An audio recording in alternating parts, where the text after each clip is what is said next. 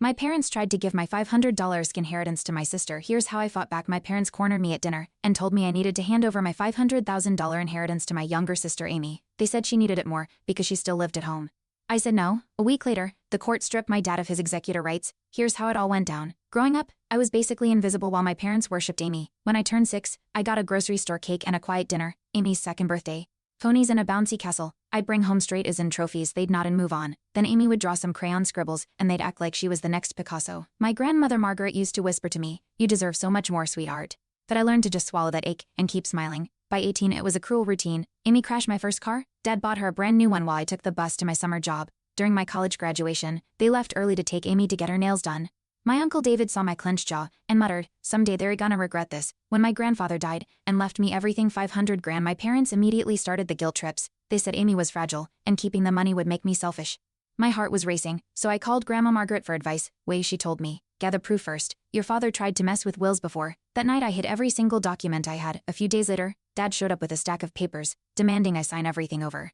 "If you refuse, it means you don't care about this family," he said. My hands were shaking, but I told him no. He slammed the table and stormed off, muttering threats about changing everything. I almost caved right there, but Uncle David reminded me that executors can't just change wills on their own. His calm voice was the only thing that kept me from breaking. Then came the family meeting from hell. Dad brought this guy he claimed was a lawyer. Total red flag. The dude started warning me about legal consequences for being greedy with the inheritance. My stomach was in knots, but I remembered Grandma's advice and stayed quiet. I recorded the whole thing on my phone. Later, Uncle David laughed and said, "That wasn't a real lawyer. That was your dad's golf buddy, Steve." I had them. Margaret took all my evidence straight to the court. The fake lawyer stunt, the coercion attempts, everything. When the judge heard it, he immediately suspended Dad's role as executor. The courtroom went dead silent. Amy started crying, finally realizing our parents had dragged her into this mess, for the first time ever.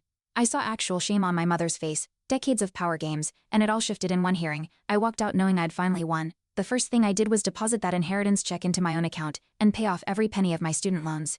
Dad wouldn't even look at me. Mom started going to therapy after Grandma basically forced her to. Amy called me a few days later, crying and apologizing for letting them use her as a weapon against me. I didn't know she kept saying, "I'm so sorry." That conversation lifted this weight off my chest I didn't even know I was carrying. I used part of the money to buy my first house, a place that was completely mine. Standing in that empty living room with the keys in my hand, I finally felt free. No more begging for love, no more being invisible. I chose myself, and it was worth every painful step.